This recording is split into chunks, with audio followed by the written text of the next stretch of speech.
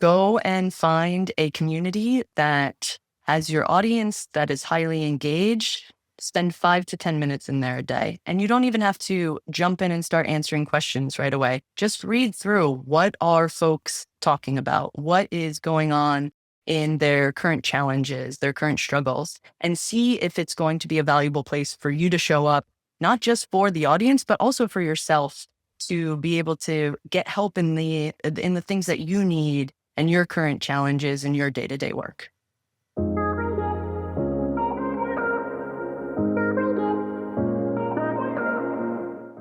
Hi, I'm Erin Simmons, and this is SEO in 2025 Additional Insights.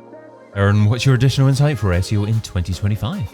So in 2025, I think your best SEO edge is joining communities. They give you real language and they give you real-time insights to help with your content, and that trust that you build in community, that will fuel your brand visibility. One of the things we keep hearing about getting into AI search is growing your brand. So it's a great tool for not just traditional search, but also for AI search, and also just growing your network and helping your customers one-to-one. Okay, so you're selling it very effectively there. Should any brand be interacting in communities? And actually, I guess I should ask the question, should it be an individual rather than the brand interacting on communities as well? Great question. I think with communities, of course, it depends on, are you a freelancer? Are you a brand, right? Freelancers, I think, is a lot easier answer. It makes sense to go in there. Your personal brand is your brand. But just like we have thought leaders that are writing content, running webinars, speaking on stage, those thought leaders should be in community and building, like they are in those other activities, their personal brand alongside the brand that they're representing. So I do think that it can be for any brand. It's just a matter of finding an active community that has your audience in it. And should a business brand be encouraging its thought leaders to interact in communities during work time?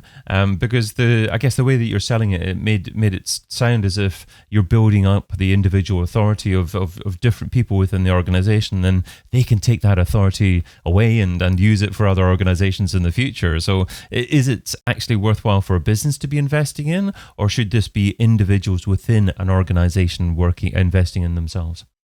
So I think it can be either, but I think the question, I like not to answer a question with a question, but should speakers be going on stage and speaking and sharing their knowledge with their, brands underneath and their title underneath on company time? Should your content writers be creating content and answering customer questions on company time? I think it depends on what your business values. So yes, I absolutely think if you want to use sort of brand ambassadors in your company to help uplift your brand, then that should be done on company time. Great. Okay. So I remember the days of lots of different forums online and actually getting SEO value from signatures within posts.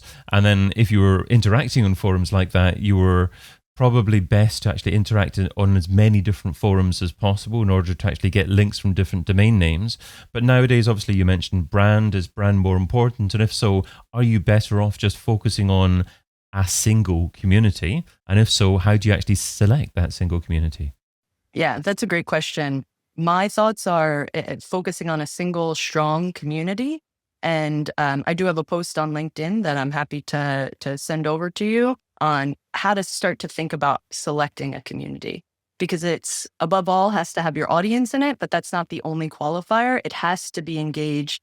It has to be active. People have to be asking and answering questions. And it also has to represent your values and your brand values. You don't want to go in somewhere where maybe, people are being unkind to each other, or people are saying, asking questions and the answers are, well, why don't you just go Google that, right? You want to be in a place that aligns with your audience, aligns with your brand values, and is active enough that you can make an impact. Okay, but in general, I guess you're looking at the community and seeing how much of your audience is likely to be there and how much engagement that community gets, as opposed to actually using any external metrics to measure any SEO value directly from a domain name.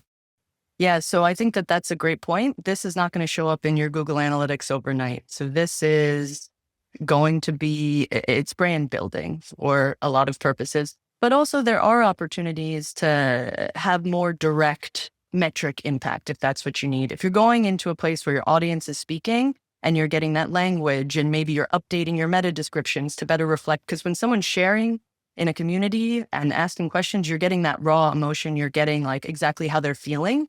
So you can use that to go and enhance your current content, create new content. So you can have pieces that help with your SEO strategy that can show up in your metrics. But I think the actual investment where you're going to see the most return is just getting in, answering questions, offering help, offering opportunities. And that's absolutely not going to show up in your Google Analytics or in your, search console overnight.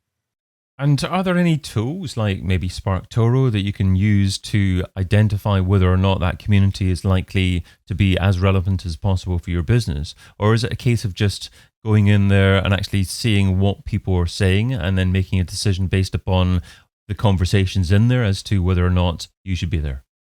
So absolutely. I think SparkToro is one of the tools that I reference in kind of a few steps on trying to find communities that are the right fit for you. I can send you a link to that post. And I think it is doing that research, using audience tools like SparkToro, and then, getting in there. Is it active? Are people asking questions that are relevant to my knowledge and what I can answer and what I can help with?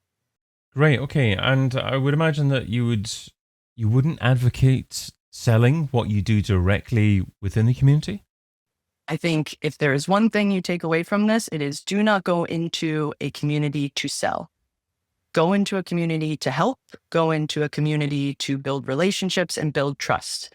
So I think of earning trust and visibility. Visibility is a byproduct of trust. If you're helping people, they're going to recommend you when something comes that's relevant from, a question from a colleague. Maybe they're writing a piece of content and they think, oh, I need someone to collaborate on this with. So they reach out to you because they know that your field of knowledge is specific in there. So I think it's very, very, very important to go into communities to help, not to sell. Visibility is a byproduct of trust. Love it. Well, yeah, that statement has stuck with me. I landed on it a couple of months ago, but yeah, I really believe that visibility is a byproduct of trust. And one of the places where you can earn real, genuine trust is in community. Okay, so you don't want to be selling directly. Is there a place for signature? Is there generally a profile of what you do within that community so people can find out more about your business from there? Or are you just simply just not wanting to interact on the basis of people finding out about your brand within that community itself? I think if your brand is relevant to answering a question, then by all means, share your brand. I think of it as just very typical content strategy, right? Where if you're answering these higher funnel questions, you're not necessarily going to drive that directly back to your brand. But if you're answering some sort of consideration question, you can throw your brand in there as, hey, maybe my SEO tool could help you with this. I can give you a free trial if you want. But here's another option. It's not that you can't mention your brand at all, but I think the most important thing is answer the question with as much value as you can. And that's going to be what differentiates you and what starts to earn you that trust. I think the path in community is also you join as a member and you engage, right? And let's say that goes well. You're like, my people are here. This is great, but I need to start selling to them. Lots of communities have partnerships. So then you move to the next phase and maybe you're like, I'm actually going to invest some dollars in here and I'm going to become a partner. And that's going to allow me to share my brand more directly. So let's say you do that for a while and there's a lot of value. Then you have a decision to make. I hear a lot of folks coming in and saying, oh, our brand needs to start a community. And my advice would be don't start there. Become a member, partner with a brand, and then make a decision. Maybe then you want to start your community. And the brilliant thing then is you've already created connection with people who enjoy community. So you do have a little bit of a built-in audience already to help start that. Or maybe you decide, I don't want to build my own, but I want to find more to expand into. So I think when it comes to partnering with communities and actually wanting to sell your brand more, there are a lot of opportunities to do that. But let's test, let's start small, let's become an engaged member and then build these things. Whereas kind of going out and saying, I'm going to build my own community, that's starting to me at the wrong end. That's very hard to just test. That's a whole thing you have to set up. It's a lot of time. It's a lot of money. And it's a long-term investment that isn't going to get you immediate return. Would you ever try and be a little bit sneaky and have more than one profile within the community, and within the second profile ask certain questions and then use your main profile to actually answer the questions? I would not. I thought the answer would be that. Absolutely. He is white hat and truthful and real as possible, I guess, is the piece of advice there. So, okay, what happens if there's not enough questions in relation to your topic? You're fairly convinced it's the right community to be on. Then would you maybe, perhaps if you've got an email list of people, email your audience and say, I'd love to actually hear some feedback, some questions. Why don't you ask some questions here, and then we'll interact there, and I'll answer all your questions there. Is that a better way to do it? I think that you're not just reliant on people asking questions. You can also do things like offer opportunities. So maybe your field of knowledge is something that isn't getting a ton of questions in the community. You can put a post out and say, hey, here's what I'm really good at. And if anyone has any questions on this, wants to talk, wants to do a virtual coffee, drop them in this thread. And I'd love to talk about these topics. So just also putting yourself out there. There's usually an introductions channel. That's a great place to say, hey, I love to talk about these 3 things, and see who kind of gravitates towards you. So there's typically opportunities beyond just answering questions that you can partake in. You can share resources that you've written that, hey, I think maybe this would help some people. I've been thinking a lot about this topic. What do you think about this article? You can ask your own questions. That's a huge one. I think that in community, there's this give and receive that has to happen. So don't go into a community expecting to give.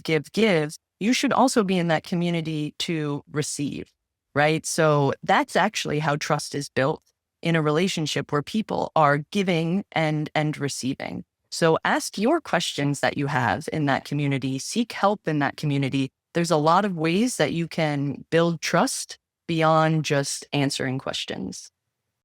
How do you measure the SEO success of interacting in communities? I think that that's not something that can be measured in numbers. I think, unfortunately, for a lot of businesses, that is why we don't invest in communities directly, because it is this sort of intangible for a while ROI, right? But I think what it is you have to almost trust your gut a little bit more. Are these conversations valuable? Am I learning? Am I teaching? So just understanding, are these connections growing? Am I talking to more people? Am I having more people tag me in posts? So there's ways to kind of like feel that out. But I also think we do have a lot. So in the Women in Tech SEO community, which is a community that I am a part of, we have a partners program, and we run a community survey every year. And some of the things that our community members were saying about our partners specifically were just flooring to me. Like, I would choose, if I'm between 2 people and one's a WTS partner, I would choose the WTS partner. I've learned so much from Majestic, who is a WTS partner. I've learned so much from Majestic, and I find their insights so valuable, and I really trust them as a go-to for answering these types of questions. So we do find that there's more qualitative information, and there's more sort of like, how are the conversations going, that can help indicate if this is a good place for you to be, than quantitative metrics. And you talked about brand as being something that you can impact as a result of interacting in a community. Perhaps then a community might impact the results in a knowledge graph, the results in an AI overview. Is that something that you've seen? So that's not something that I've looked into specifically yet. We are working with one of our WTS partners, Profound, to start to understand that a little bit for our own brand, Women in Tech SEO community. Because we've started to see, even on our own brand, people coming in saying they found us through ChatGPT, they found us through all of these things. And we know that our members talk about us a lot organically in social, on LinkedIn, and all of those sorts of things. So right now we're starting to look into, is there some sort of correlation there that actually shows us that, and it's the community itself, but, in theory, we should be having folks also shouting out Majestic, also, and we do see that also shouting out our WTF partners that are putting on activities and helping add value to the community. So more to come on that, but yes, that's what I would hope to see. Is AI impacting online communities in any other way?